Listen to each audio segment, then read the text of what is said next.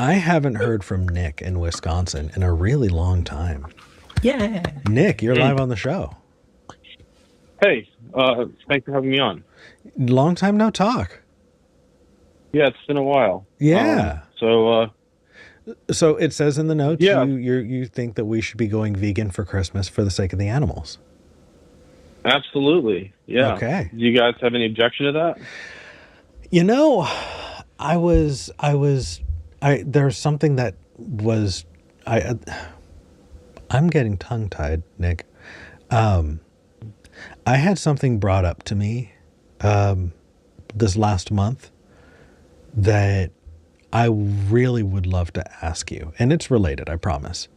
Do you know what Hmm. the difference is between pain and suffering? Uh, I mean, I think that probably continued pain, maybe what we might call suffering, and suffering can probably involve states of experience that are beyond what we call pain. Though there might be some overlap because like someone who's like has a harsh breakup or is in mourning or grief can often have the same responses in brain imaging as just pain. So Okay. it's hard to say the difference. So What do you think? honestly, I was kind of at the same place you were. You know that it's like asking what the difference is between a hill and a mountain. Like it's subjective, you know. But it was put to me that the difference between pain and suffering is more existential, and that pain is what is happening in the moment that you're feeling it. Suffering is the ability to know that you could be not in pain and are in pain, right? So there's that extra piece. You have the pain, and then you have the knowledge that you don't need to be in pain, and yet you are, It's interesting. right? Sure. As a death. And do you think are you skeptical about whether animals can feel suffering as opposed to merely pain? I honestly think that plenty of animals can suffer. I don't think all of them can. And so I guess my first question is, do you think that all animals can experience suffering, or do you kind of treat them on a sliding scale where it might just be pain for some and suffering for others? Well, I look at it maybe probabilistically is the best way of saying it. Kind of like if you're not sure if someone like committed a murder and you're having to decide whether to, you know, put them in prison for life versus letting them go. It's not like they've committed the degree of the crime. It's either they did or they didn't. But the likelihood they committed the crime might be different. And of course, we should always err on the side of caution, like grossly on the side of caution. Like even if we think there's like a small percentage chance that they didn't do it, that should be enough for us to let them go because it's obviously worse to punish an innocent person than to let a guilty person go free. At least that's the way the judicial system treats it. So when it comes to animals, I would always err on the side of caution about their probability of being able to experience suffering as opposed to pain. So, But yeah, I do think there's a continuum for sure. Like I think the likelihood that a fly or a bee can experience, the sort of suffering as you described is probably substantially less than the likelihood that, a cow or a pig can experience something like that. would you say that you apportion your empathy to that? Like, would you say that you're more empathetic to creatures that would appear to you to be more capable of experiencing suffering? Yeah, and I think that in a burning building scenario where I have to choose between saving one or the other, I will always, choose to save The one that is the capable of individual that I suffering. think is that I think is more likely to be capable of experiencing, deep states of not only suffering but also experiences like joy and love and those are the experiences that make it worth getting up in the morning, that make life worth living. Um, so just to give you give everyone a kind of history about myself, just so you guys know where I'm coming from. So I'm a 30-year vegan.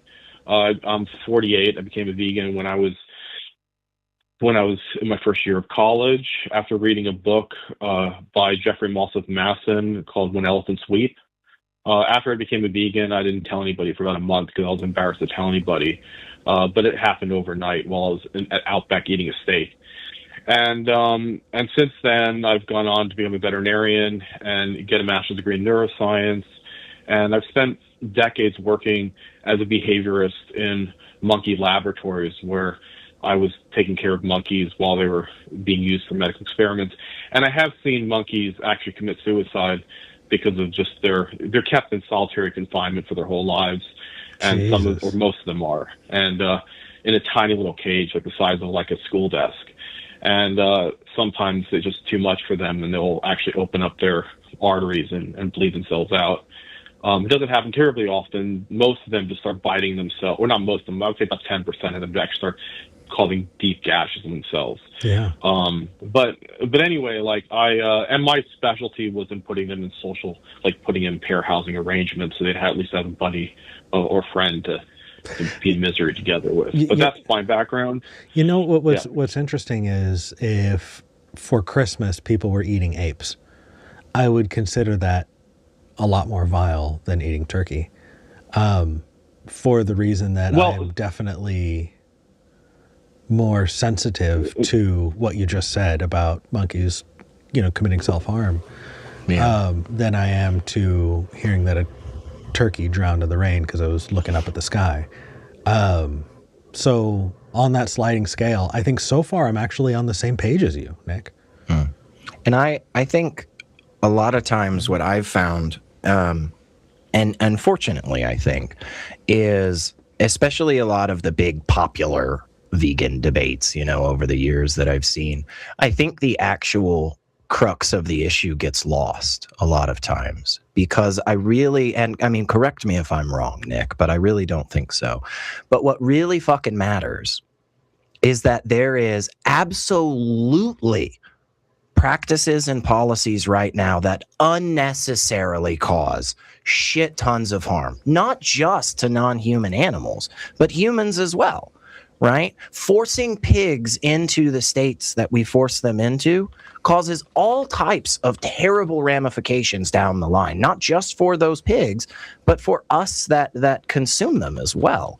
And I think that is the most important thing. Yeah. There is lots and lots and lots of places where we are undeniably doing harm for no reason other than the fact of it's just a little bit easier to just shove chickens into a box this big, Right. We can just fit a few more. And it's just like, no, that's terrible, guys. We should do, whether or not Eric and I go completely vegan, I think we 100%, and please, anybody correct me here, but I think we 100% agree that there is a lot of animal harm that is so fucking unnecessary and easily solved. And we're choosing not to every day, Yeah, I think that I do just want to clarify now that I'm kind of taking a step back and listening to you, Elliot, and I'm realizing that you're making a vegan argument, Nick.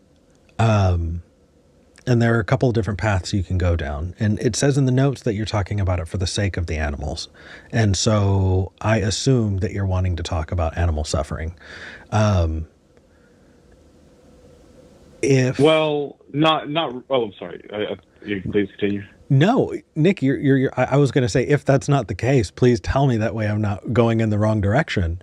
Yeah. Okay. Go for it, brother. So I think, suffering is certainly significant, and if animals were only beings capable of suffering, then obviously our only focus should be to give them as painless an experience as possible before we painlessly kill them. I was going to ask you about Temple Grandin, but I guess the question is, right, should we be talking about suffering, or is there a different avenue that we want to go down? Well, I think there's a different. I actually met Temple once when I was in Beth. No shit. Cool. Yeah, me too. Yeah, she was. Really cool. I had lunch with her. Yeah. Really? That's really cool, man. Yeah, that's really cool.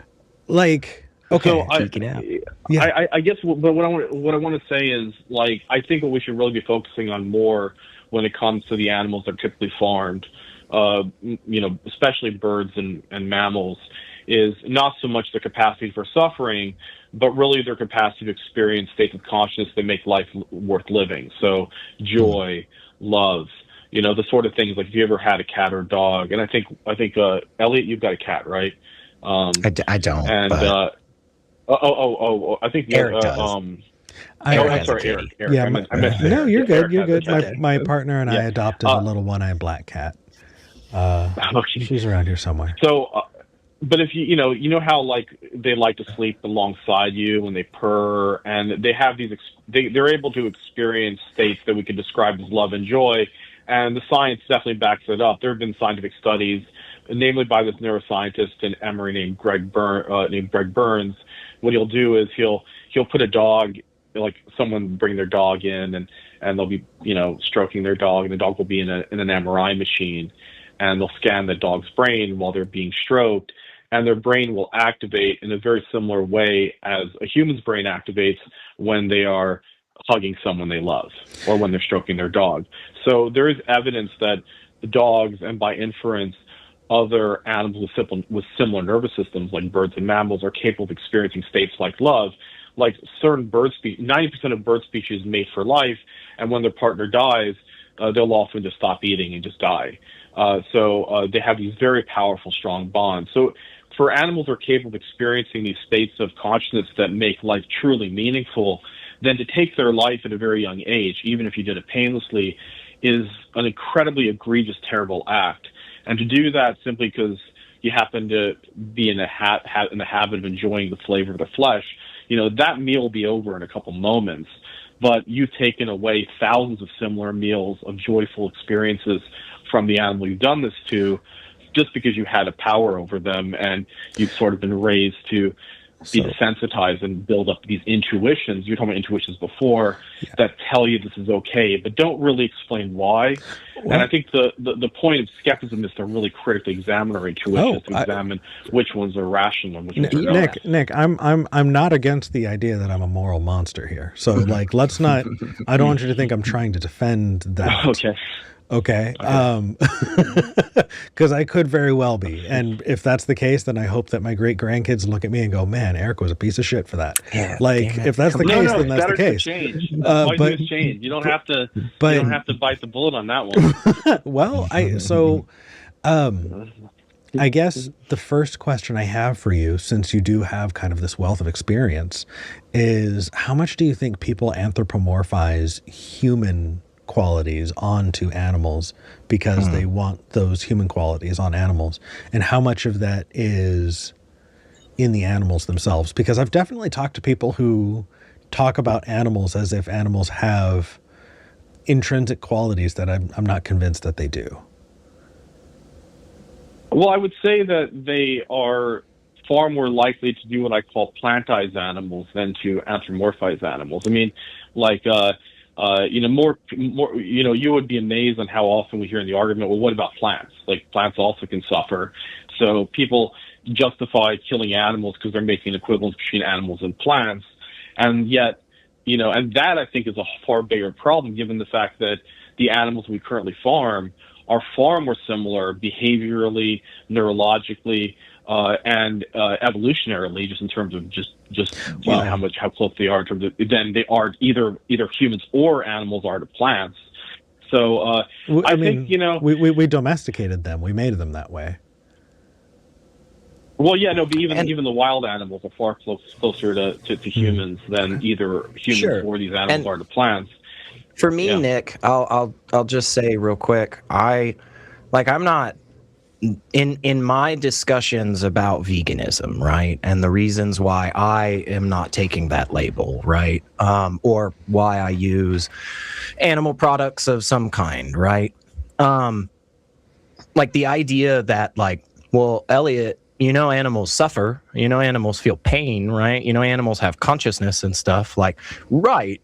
That isn't, I don't push back on that. That is a fact that is brought into my understanding, right? And my conclusion. The fact that animals suffer is part of how I get to my stance, right? And so my issue with veganism is that I don't actually think there is a good reason to accept the claim that using animal products at all is a problem, right? Or immoral or anything. That's where I have the crux of the issue. I also have a problem with what I hear to be most people's explanation of what the definition of veganism is, which is to reduce animal suffering to that which is most practicable.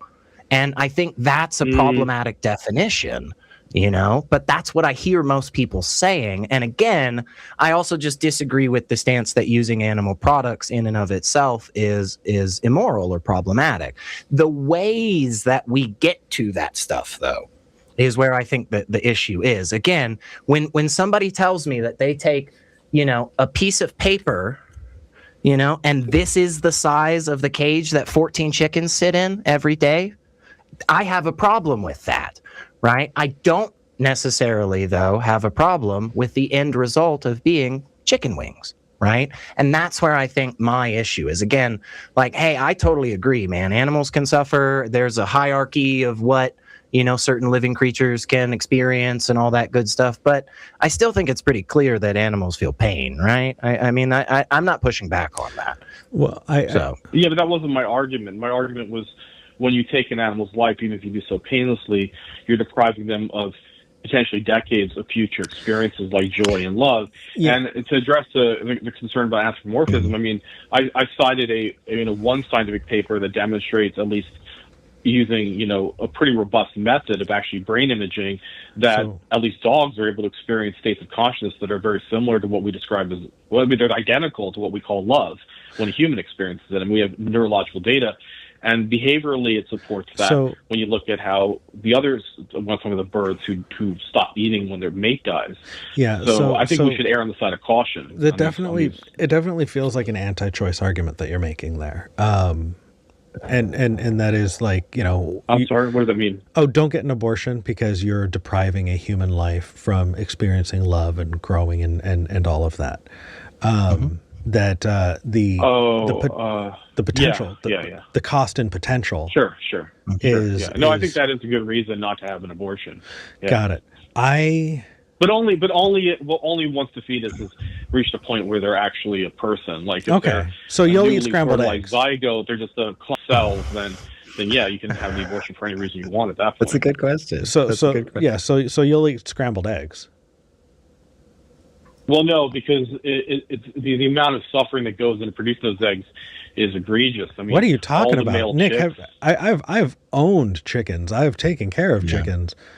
What? I'm sorry. Well, but where did all the males come from? The males were all killed at the hatchery when you bought the female chickens for your eggs. Again, but what you're talking about again is what I was saying, is the practices that gets us to this point. What Eric is trying to make the point is, again, back to something else I brought up earlier, which is the end result. And the end result being where you're focused on and saying, hey, there's still a problem with eating scrambled eggs, doesn't actually match up with any of the arguments and evidence that you've brought today, which, just to be clear, by the way, is not a reason to say, let's not reduce animal suffering. Eric and I both agree, let's reduce animal suffering. And I think one of the things we're trying to say is there actually is a lot of things that could be done that seem to adhere to your stances that you also would still disagree with. But But I'm not terribly concerned about animal suffering. I'm more concerned about loss of future joyful experiences that have to take. I just think that's a problem, because you get into spaces like Eric was talking about. That's just a bad methodology for coming to conclusions. Well, you shouldn't kill sentient babies because you are taking away their futures. That's the whole reason why it's wrong to kill a child. No, it's potential future. You're talking about potential future, right? It's only potential. I agree. If it's a newly fertilized zygote, you can abort the fetus or use it for stem cell research or whatever you want. I'm talking about when the fetus is developed to a certain stage where they actually have we don't even have to talk about it at that level. Right. You're saying that the reason that it's wrong to murder a 30-year-old person is because of the things they could do tomorrow. And I just think that's a bad way to get to that conclusion, man. I don't disagree that it's wrong to murder somebody. What I'm saying is that your construction, your formula there, it has problems in it because it leads you to places like Eric's talking about. And there's a more robust way. Yeah, what I was trying to guide you towards was the anti-natalist response. And the anti-natalist response is, how many chickens are being born at Tyson chicken farms. How many chickens are only going to look forward to a life of suffering and then an early death? Honestly, like, if you are looking at an animal that only has suffering in its future, then I guess it's not as bad, right? Like, if you're You talking, mean to kill them because you're taking them away from their life of suffering? yeah, that's kind of the heart of the anti-natalist argument, which is that if people have human children, then they are creating a life that did not consent to be created to exist in a world where suffering exists. A lot of people think that that's not an ethical thing to do.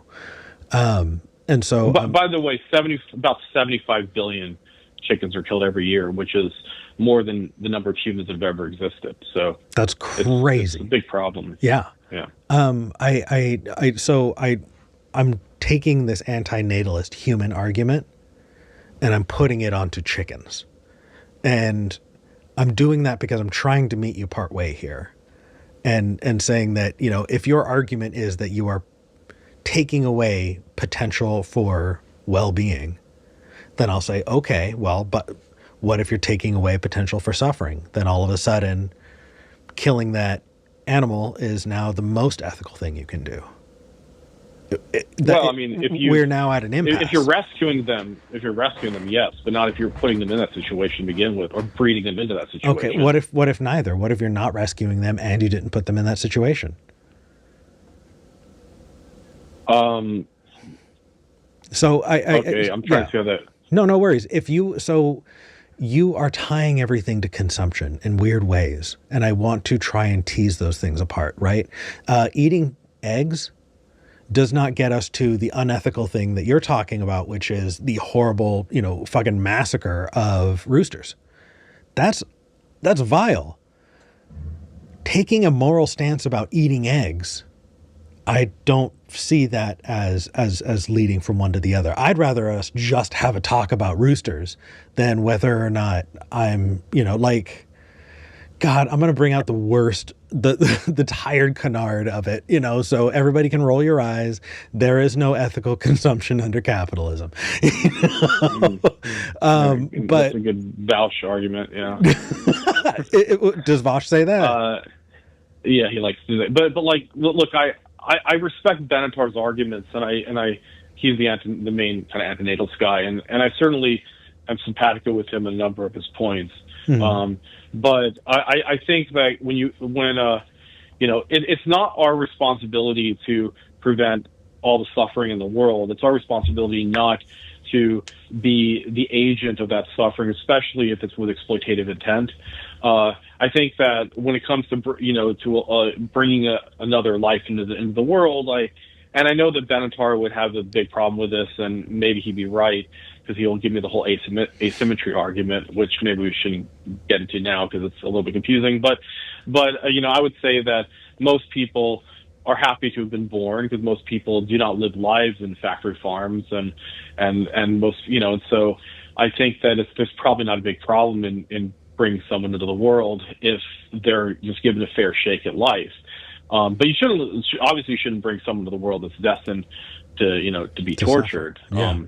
But I'm willing to concede that there are certain circumstances, very rarely, where let's say there's like a lady in England who rescues hens from being slaughtered, and sometimes they lay eggs, and then she sells those eggs and uses that money to support the sanctuary. And I think in those circumstances where the eggs are being used to help the animals that are producing them, and they're not being, exploited for those eggs, they're just kind of laying them, then, but that's a situation where males are not killed, but it's so rare, you know what I mean? Well, yeah, but here's the thing is, your example, that is somebody who's putting their money where their mouth is. That is somebody who is doing a thing, and they're putting themselves in the situation of going, hey, I'm going to prevent this suffering by taking on this work, right? And I think that everybody has a cause du jour, that thing that they value the most, right? I have a friend, a really good friend, who after high school, while they were going through their master's degree program, they were working in like downtown LA, taking care of kids who were transgender, who were kicked out and homeless, right? Whose family said, get the fuck out of my house, and who found themselves entirely without a roof over their head or potential meals in their bellies, right? Mm-hmm. And my friend, who's trans as well, was like, what the fuck are we doing? And I remember one day they were like, Eric, if you're not helping trans kids get off the streets when you could be doing that, it's fucking evil. Why are we doing anything but helping trans kids off the streets?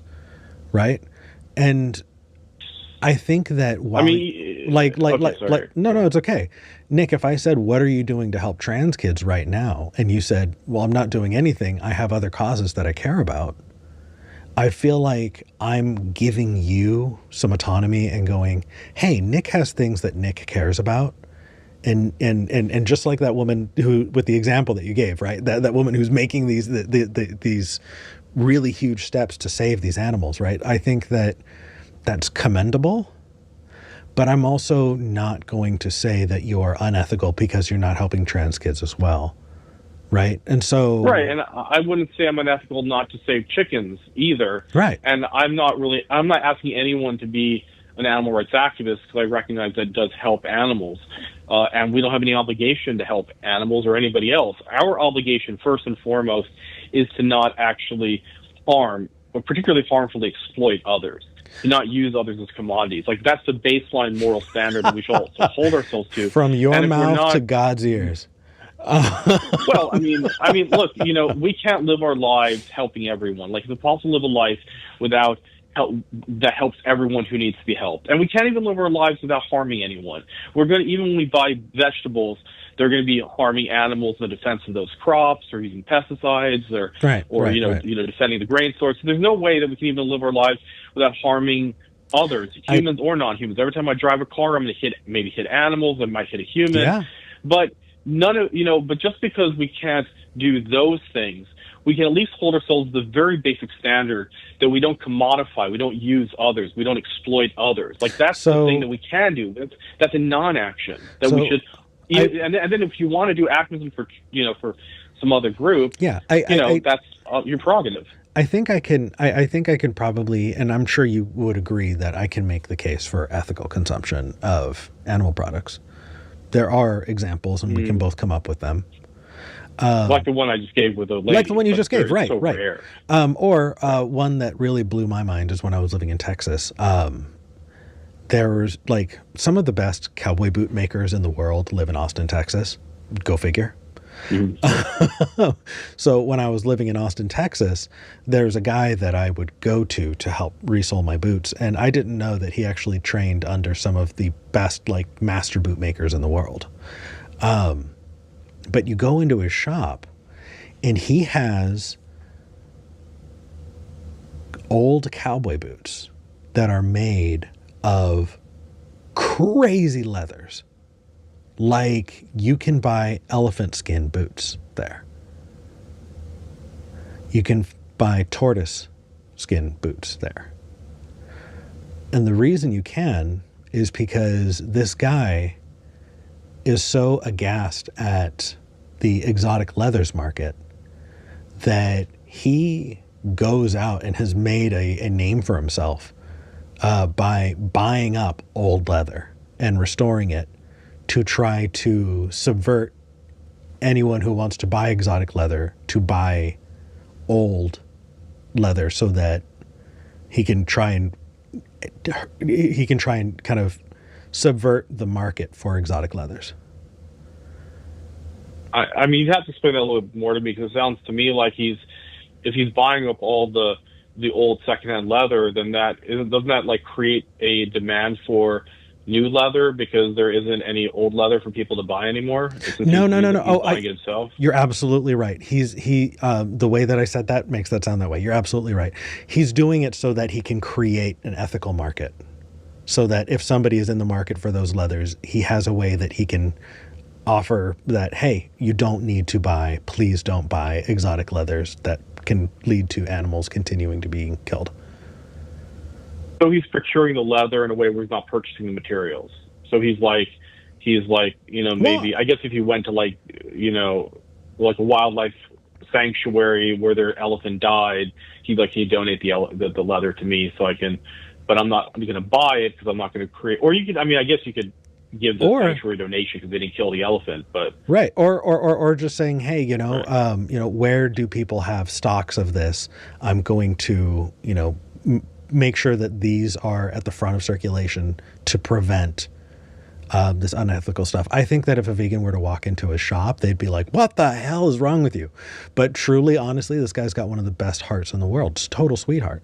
I do want to say really quickly that I just glanced at the live chat, and two things. Number one, the Fuzzy Logic is asking, would it be possible to ask Nick for a citation for the MRI study?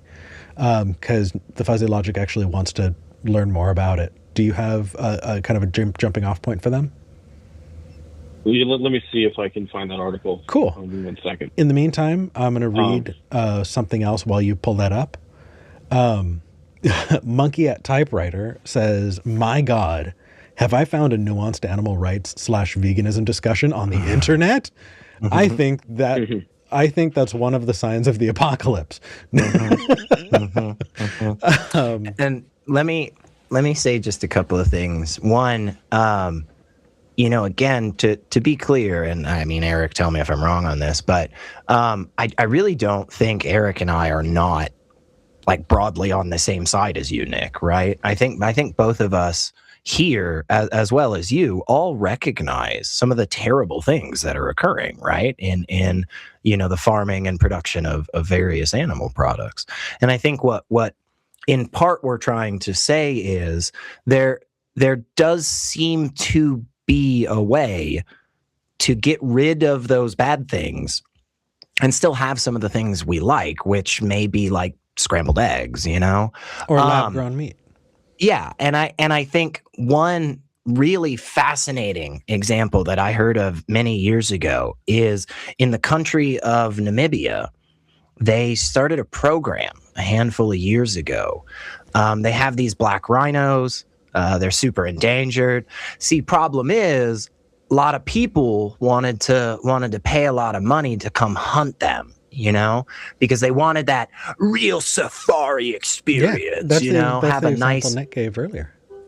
It's fascinating story because what ended up happening was as they started allowing these people to come in and hunt these rhinos, what they were doing was they were tracking them, and they were specifically jacking up the prices and getting these people to go after very, very specific rhinos that were 10 years past the mating age and had just hurt people, rhinos that were causing all types of chaos in various herds and other things. So what they then did was then put all of this money back into the habitats for these rhinos. And they have seen a massive boom in the rhino population, right? This has been an incredibly successful program, and not just a program, by the way, where all of the money gets funneled to the top and these fat cat corporate executives get to sit back and smoke their big cigars eating bonbons. No, it is actually going to the average person who is helping to take care of these rhinos' habitats. It's fascinating. It is this really, really successful system, and it utilizes something that many of us, I think, would go, holy shit, that's terrible. We don't want that. We don't want people just going out there just fucking killing endangered species. And it's like, well, hang on. There's a lot more to this here. And I think that's valuable that we pay attention to stuff like that. Can I help wrap that up just a little bit? Yeah, please.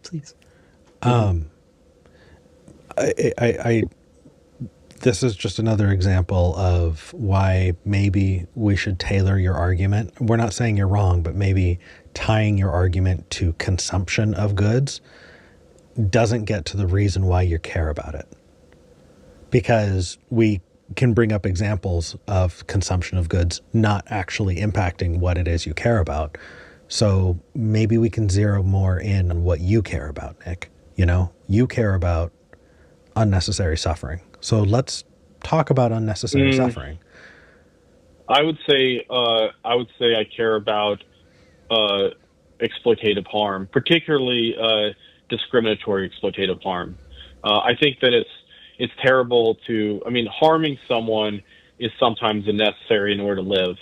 To exploitatively harm someone is not necessary. Yeah, But that's why I'm but then anti-capitalist. to do it with a discriminatory due to discrimination, like selectively take one group of particularly vulnerable individuals that don't have any representation, that don't have any legal protections, that don't have any like human rights charters the way humans do, like, and then take advantage of that position of power and privilege over them to take everything from them, their children, and then eventually their lives. I think that's the thing that I'm really Do you think against. animals And the have suffering rights? part is less. Oh, rights. Well, I know you were saying before that you think human rights are manufactured. I'm curious to get into that. By the way, I wanted to say that as far as a reference goes, I think probably the best place to start would be Oh, good. Greg Burns' book. Burns wrote a book called How Dogs Love Us, and it goes into these studies, and he has it has lots of citations in the back for particular papers that that he's written. He's an MD, PhD, very respected neuroscientist at Emory University, so he's definitely a good guy to go if you're really interested in these things. But yeah, like as far as Yeah, as for a source, I'm glad that the person in the chat got that resource. Thank you for that. absolutely. But yeah, I guess that's the thing that I'm most like. I'm most sort of like. I think that in order for us to. Oh, you were talking about rights. That's right. Yeah, I think that there is. I think that animals have rights. Real quick, rights. Nick. I don't think this is what's a little odd for me is I don't think. I disagree with a lot of the things you were saying about discriminatory, exploitative behavior, right?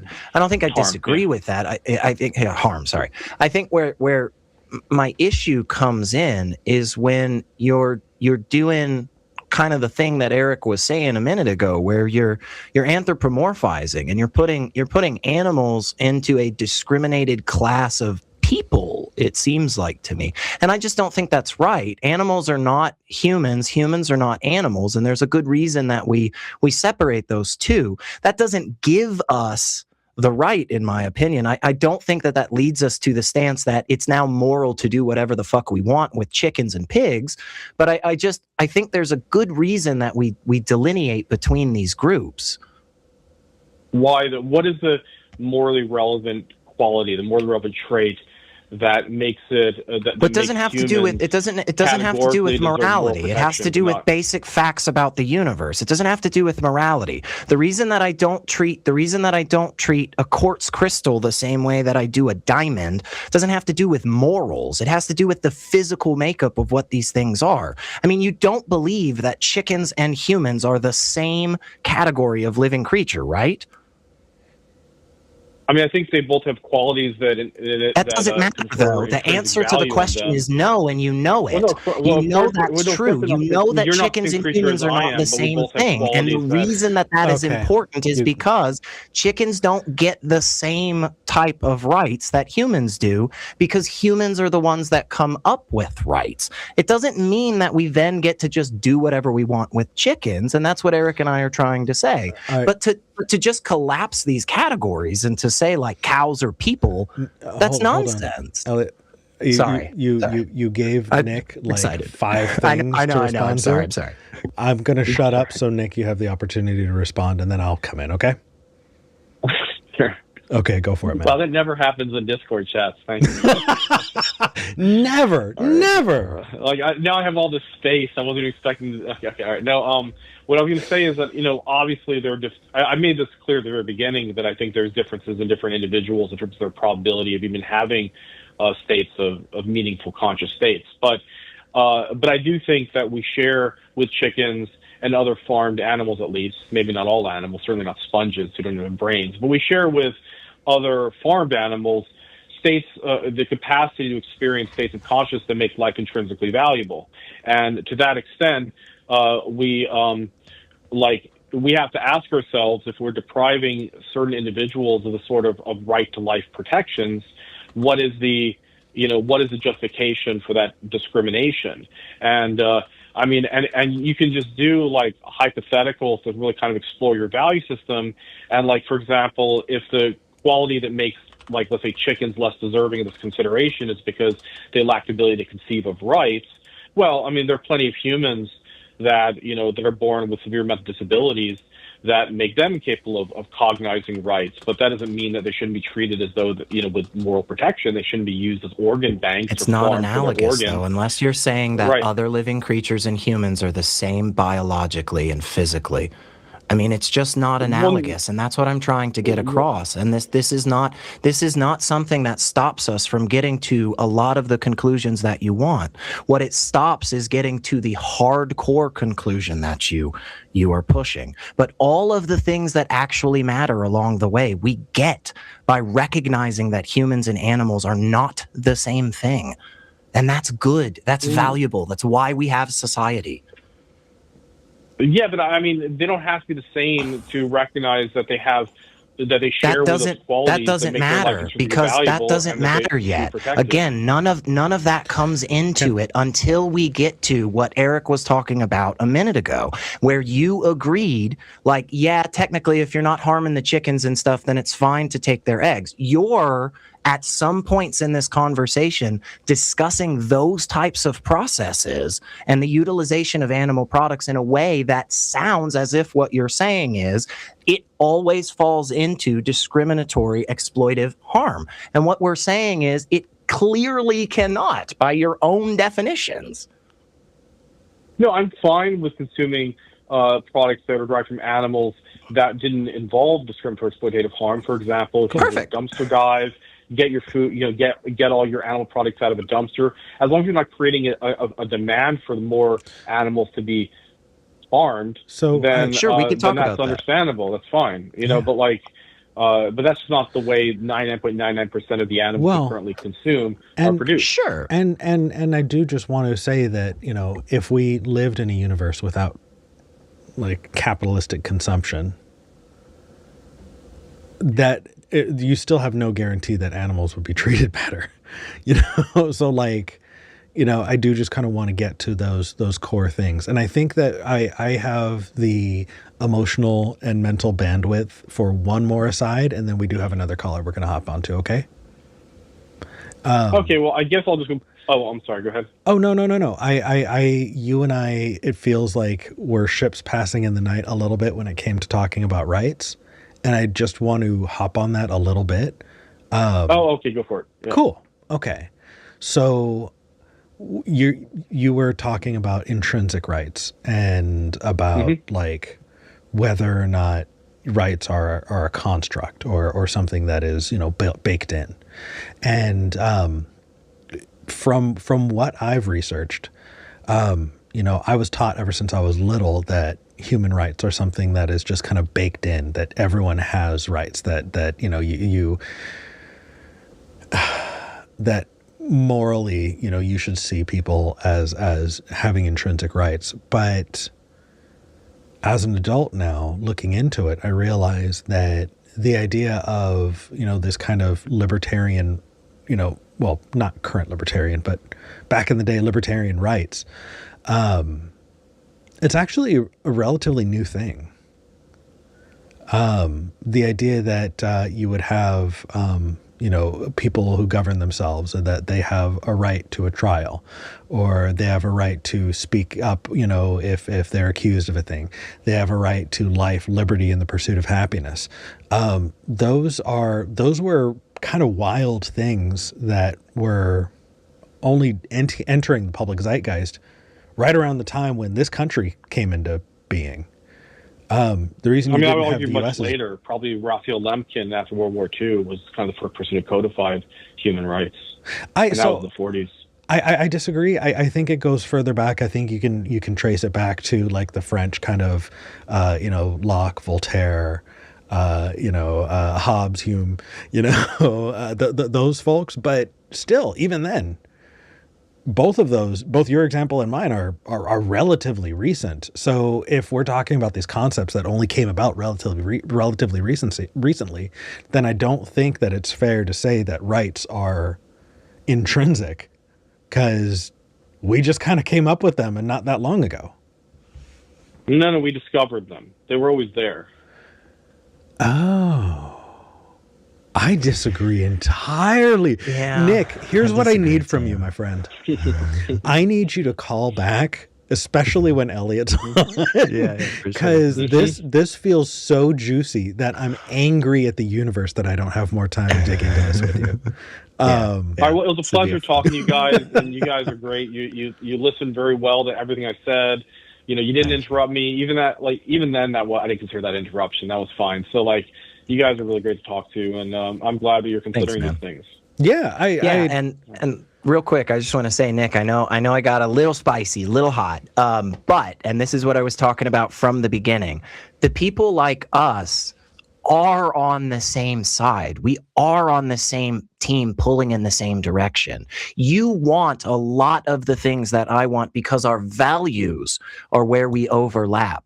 And the more that we work together in this space and understand, like, hey, Nick's got this belief, Elliot's got this belief, Eric's got this belief, but what we all value is a better society where people aren't just outright grinding 75 billion fucking chickens for no reason every year. I mean, totally, man. Yeah. And so let's keep working towards that, you know? Let's keep working towards that future. Yeah, while we're giving each other kudos, Nick, I want to say that there are a couple of traps that you did not fall into that I want to say thank you for. Number one, you did not throw out whataboutisms.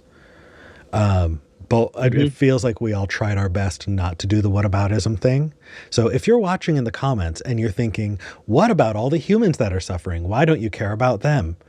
That's called a whataboutism. Look into whataboutisms. It's not actually helping. I get why you're saying it, but that's Nick, as someone who's arguing for veganism, I think that you could have also thrown out, oh, but it's healthier, or but it's but no, you have a reason why. You stuck to your reason why, and we met each other where the other person was at. That feels infinitely more productive. So thank you for that. Yeah. Well, thank you. You know, look, I only ask you guys, like, I understand that you can find, cases where you consume products that may be not produced through exploitative process. And I would ask you that, when you're purchasing, animal products, that you restrict yourself to those situations, those products where they exist. But they're really hard to Totally. find. I think that's, again, a fantastic thing we should all be able to agree on and walk away happy with, which is everywhere that we can find places that reduce all of the bullshit we all agree is bullshit. We should all be doing that as much as possible, I think the best version of me does that, and I'm not the best version of me, and I feel shameful about it. I fail a lot too. So like, but we should try, and we should try, because that's how we start to change the institutions and the systems and policies that are causing all these bad things. That said, we've got 15 minutes and we have one other caller. Nick, have a happy holiday, my friend. Okay. You too. Take care. See you, brother. All right. We have another caller. And I think it has to do with veganism. Veganism? I think so. We'll do it. Have yourself a vegan Christmas. I don't know. JC in España, in Spain. Hello. Hey. Hello, guys. ¿Cómo está, amigo? Ay. ¿Qué tal? Cansado pero contento. Muy bien. También. ¿Y usted, like, what's going on? What's on your mind? Yeah, I saw the last caller. Yeah. Checking to you guys, and I thought I might call in because you wanted similar views. Okay. Nice. Yeah. So I don't know if you can see my question. I can. Elliot, do you have call-in studio up? I don't. I've been a very bad co-host today. I've done not much. So, what is the question? Oh, you're in the So it says, if someone is against injustices, is it logical for them to not be vegan? Yeah. Yeah. As far as I know, you guys are like also for justice and stuff like this. Yeah. Go ahead. That is such a loaded question. I'm having trouble figuring out where to jump in, because here's the thing is, like, here in the US, like my friend, there is no guarantee of justice here. Mm-hmm. Depending on how much money is in your bank account, either you are going to get justice, which means the state is going to punish you for doing things, or you're rich enough to get away with it. I have been in the process of shifting my views and my understanding of justice over the course of this last year.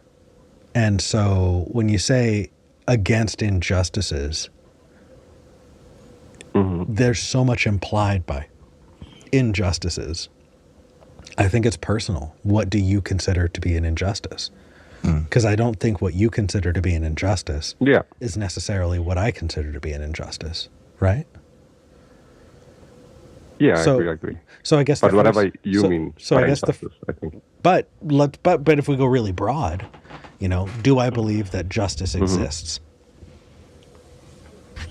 Oh, okay. No. It is the saddest. It is the saddest, most black pill thing I'm going to say. But bad people die lives after. There are bad people who die after living horrible lives, who never see justice. Yeah. Yeah. And so, if that is the case, then there is no thread of justice that is true and existing outside of the fiction that we create. We create justice as a concept. We uphold it with each other.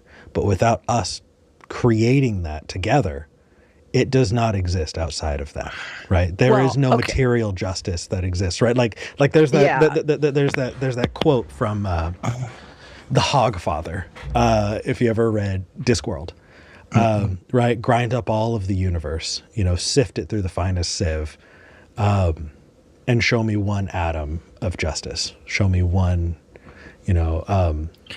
speck of human kindness, right? I think if you mean it, I would say real quick, like the fact that there are places where injustice occurs, or the fact where there is a lack of justice, right? I don't think disproves justice, right? Well, go ahead. I think that it does if you are treating justice as a monolith.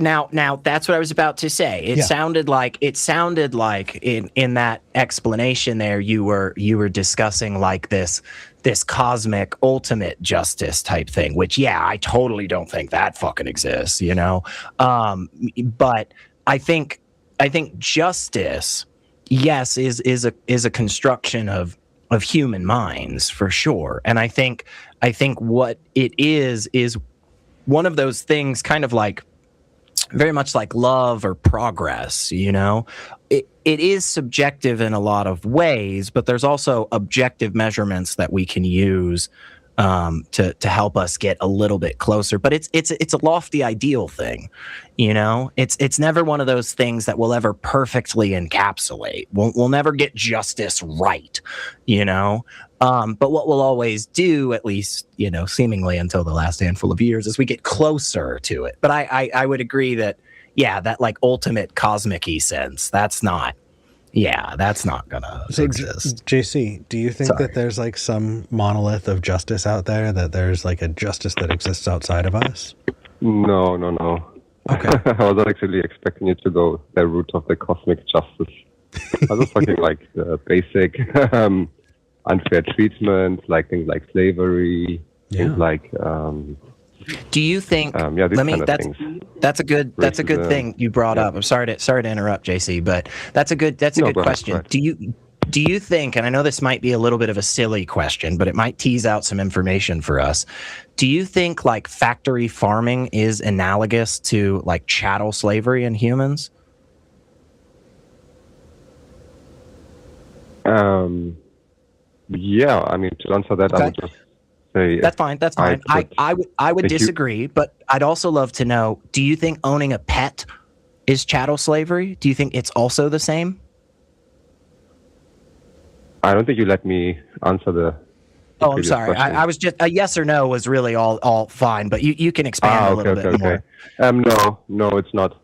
No, Okay, if you why? just require yes or no.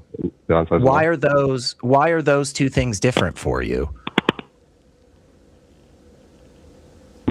Because it's different situations, different victims. But at the end of the day, yes, it is still injustice in both cases. Okay, so even owning a Different pet, you social think norms. is Yeah. you think even owning a pet is Owning a injustice too pet. in your eyes? Yeah, I don't think you should be able to own other sentient beings. Adopting an individual and taking care of them, I think, is a virtuous thing to do. But going and buying someone, right? Buying someone like in Australia, especially, I think that is slave trade.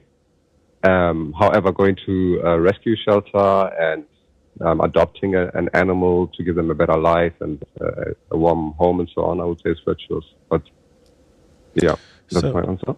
Yeah, I think that we should be making an argument for protections, not for rights there. And there is a difference, right? When you adopt a human, you are bringing in a living thing that we are granting rights to. When you are bringing in an animal into your life, or some other example where you're talking about protections, maybe you're protecting the wildlife in a reserve, right? A national forest that's protected, right? Those animals do have protections that we are giving them, but they do not necessarily have rights in and of themselves. And it becomes evident, like, let's say you have an animal that is hurting the herd, right? Elliot, your example from earlier, right? Or you have one pet that is a danger to the other pets. I think that removing them from either the situation or putting them down is the best thing for the entire herd in those cases. I think that's the right thing to do. It's tough, but I think that under a protections model, we would recognize that we're, trying to take care of the health of the herd, versus a rights model would be how much are we infringing on the right of the animal to live versus. Did you get what I mean? Yeah, kind of. I know I'm saying it really, really poorly, and I'm really upset with myself for it. No, I think I get. Again, it's about harm, and it's about, one of the reasons why, for instance, I don't agree that owning a pet or factory farming is chattel slavery, right? Is just because, again, I very much think there is great value in us separating humans from animals. It doesn't mean that we just get to do whatever we want with animals, but for the same reason that we shouldn't give a pine tree the same considerations as we do a 4-year-old child, should be the same reason why we don't call pet ownership chattel slavery. We reserve that for a specific type of disgusting, horrible thing that people do to people, right? We can still talk about, for instance, which just happened in Tennessee not long ago, somebody that was busted by whatever our animal abuse policing unit is here, because they had like 40 horses that they had just treated so poorly that they were emaciated. They had all kinds of wounds that were untreated, diseases, all kinds. This person had been treating their animals like garbage for years. That should be something that, as a society, we go, whoa, wait a second. That's fucked up, man. You can't be doing that, and we should have corrective actions in place for that, right? Good news is we do a lot of places, not everywhere, but pretty much everywhere in the United States. If you just start randomly beating your pet, even though it's your pet, even though we recognize it as your property, the same as we recognize a chair, if we figure that shit out, we find it out, you will have charges brought against you. And that's good. I think that's valuable. But again, I think there's a massive, massive difference, right, between leaving your Siberian husky outside in 2 inches of snow all night and your 2-year-old child. And I think there's good reason that we do that. Yeah, I think of that's course. very Nobody's valuable. saying. I don't think. Yeah.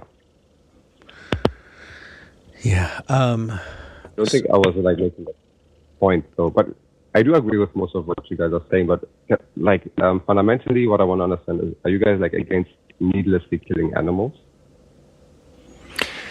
Yeah, I think in that construction of it, needlessly killing animals, yeah, I think so, right? Because like it's the same as like needlessly killing anything, right? It's like that context is where the problem lies for me, right? If you just said, "Do you have a problem with killing animals?" blanket statement, it'd be like, well, no, because I can think of 1,000 different reasons why we would do that potentially, right? Again, the ones that Eric and I have talked about: animals hurting other animals, animals hurting people, disease spreading, all that shit, you know? Yeah. So the you bringing up the needless part is definitely important. I think.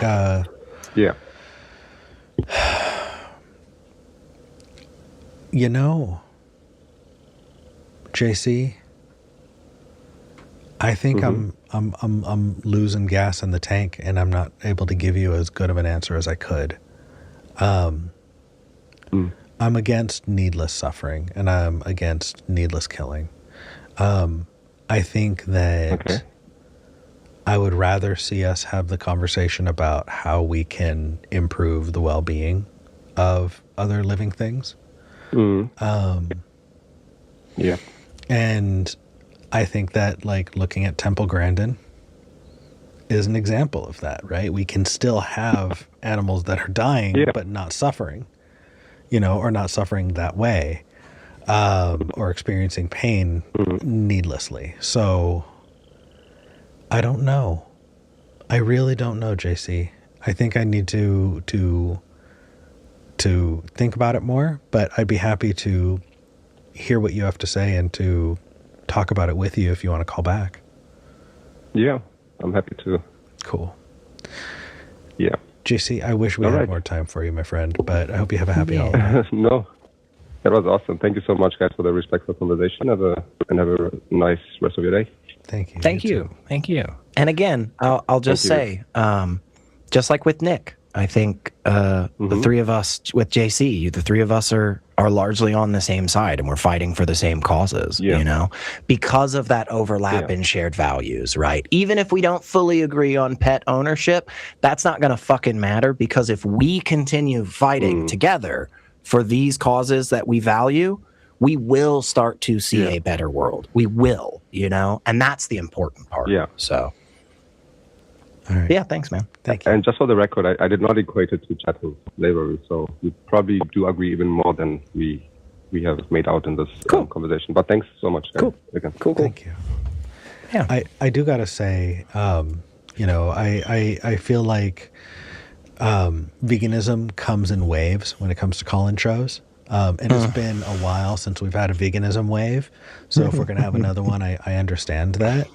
And while, you know, veganism is not the entire show, there are some fun conversations that can be had there.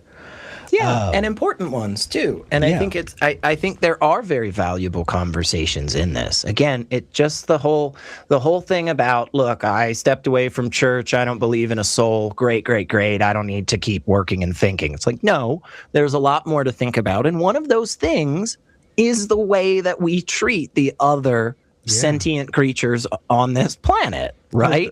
Because when you're in a Christian mindset, you have dominion.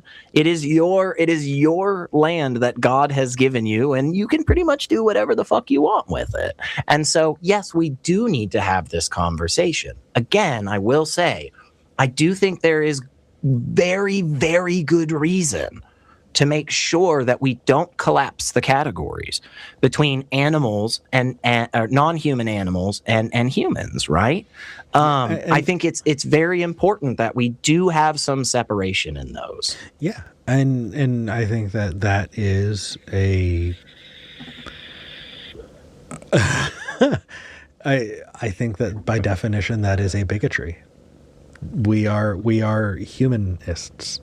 Yeah, speciesist. Yeah, We are but that's not. speciesist. Yeah, but that's not. I mean, name a cat that doesn't care about cats more than it cares about pine trees.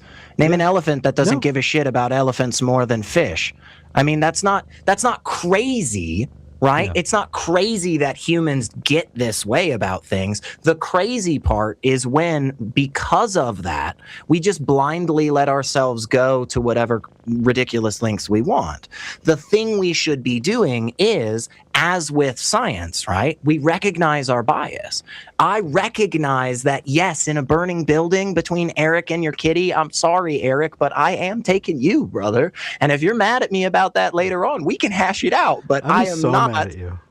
It's fine. I get it, man. I understand. I'm Yeah. just telling you that's going to be the case. know. And so what? Because we recognize that, Yeah. those blinders should be something that we go, okay, take a step back, yeah, and and- make sure that we're just not treating other creatures however the fuck we want.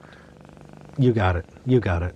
I do you hear that? See, listen to that. I know. That's what I'm saying. That's adorable. How do you not want to protect a creature like that? I watched a video earlier today of just a bunch of different seals and like people playing with them. They are just like, I swear to God, they are just wet, squishy dogs. They're so fucking adorable and silly. It's so cute. And of course we should do things to not, just outright needlessly destroy their habitat and Agreed. lives and all that shit. It's Yeah. like, absolutely, Yeah.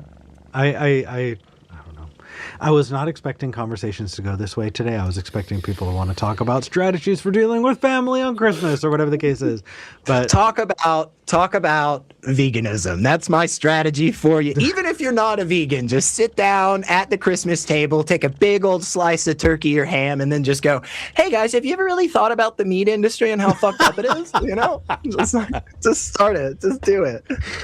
oh God, that's just going to go on the board of things we're not allowed to talk about at the table.